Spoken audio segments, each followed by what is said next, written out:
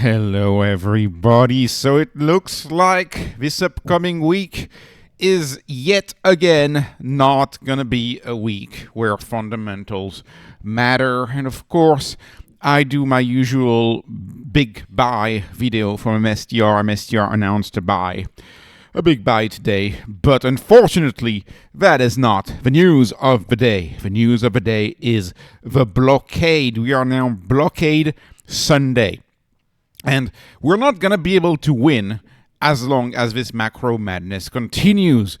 While Saylor could have, could announce a major buy tomorrow, something very exciting, well, that's going to be buried into the news cycle, which has nothing to do with Bitcoin.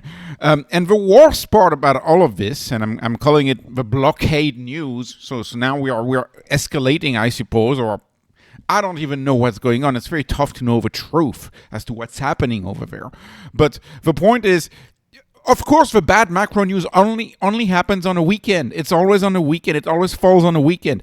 The leaders' desires to not crash the market means they announce the bad news when the markets are closed, which means that the only thing that you can sell is Bitcoin.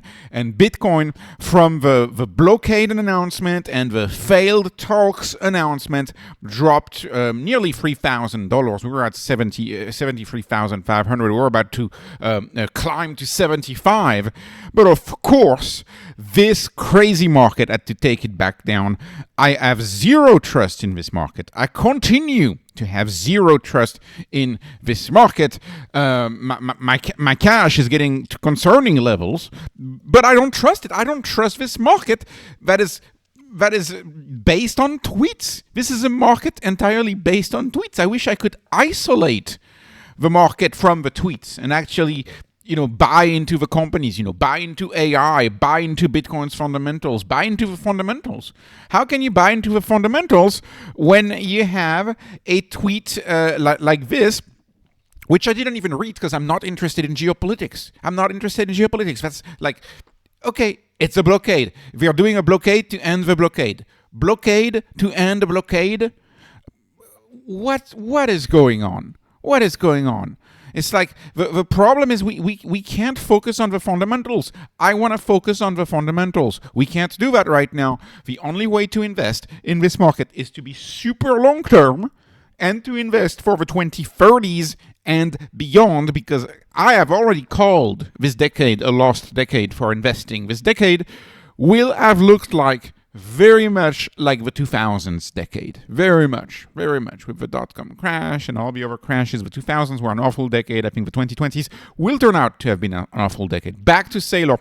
How big could the buy be? So back to the fundamentals. Why do we analyze if it's tweets really driving the price? Anyways, I think it could be a very big buy. Very big buy. So remember, Stretch.live was off by 50% last time. So did they tweak the algo, or was there a problem with 8K? I don't really know. We'll know that tomorrow. But depending on that, in my view, I think the buy should be something over $1 billion. Between 20 and 30K is what I would estimate, because even if that 9,000 number stands, let's assume he does roughly the same of MSTR ATM, you're already at 20K. And if that number is way off again, what does that mean? At 10,000 of MSTR ATM plus this number doubled, you're closer to 30K. So I would say between 20 and $30,000, over $1 billion. Oh, another wild card, I saw that circulating on X. A lot of people are saying that he could have put some money in the cash reserves to make Stretch even more appealing with a greater cash reserve, because it's true, we've issued so much Stretch that now the credit profile would benefit from adding a little cash to that reserve. So that could be a thing. But between 20 and 30K is what I expect. A major buy. Will the market ignore it because of a blockade? Maybe, right? Because the market doesn't seem to care about Bitcoin's fundamentals today because of a blockade. Blockade Sunday. Anyways, one last point, final point. Macro madness, I think, is actually bullish for STRC.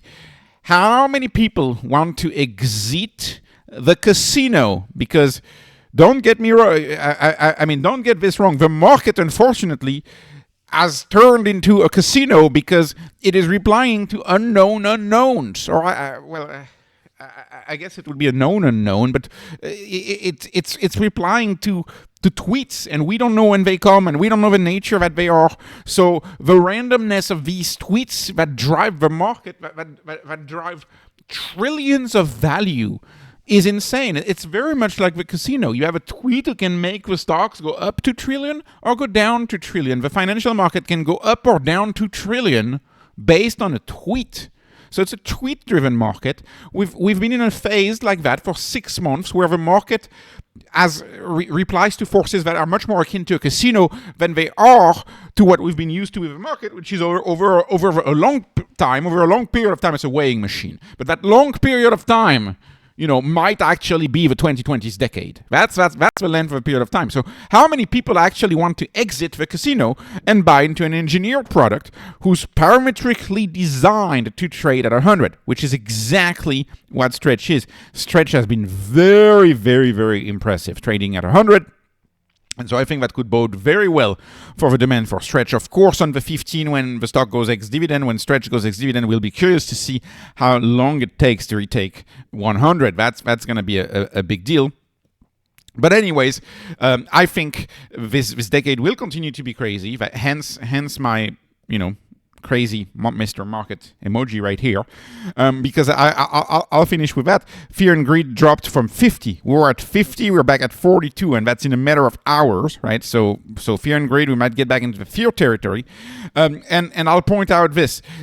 If the Iran conflict ends, even if you have a ceasefire, let's say a very long time ceasefire or whatever, even if it ends, remember that after the announcement of a ceasefire on Tuesday, the day next, we had tariff announcement. We had a 50% tariff announcement on those who sell to Iran, and it was a very blurry announcement with very blurry lists. So from the moment you get a resolution in Iran, you're going to have another quote unquote macro madness thing. Like that's gonna continue. Gray swan after gray swan after black swan after gray swan after black swan after great swan. The markets are going to continue to be nuts, and this is something I've kind of accepted at this point, and so you gotta accept what's going on. Anyways. This was not investment advice. This is not financial advice. This is only entertainment. I'm hoping you were entertained in this entertainment-only video. No financial advice. Please like, please subscribe, follow me on Patreon, follow me on X. Thank you for watching, and have a wonderful, wonderful day.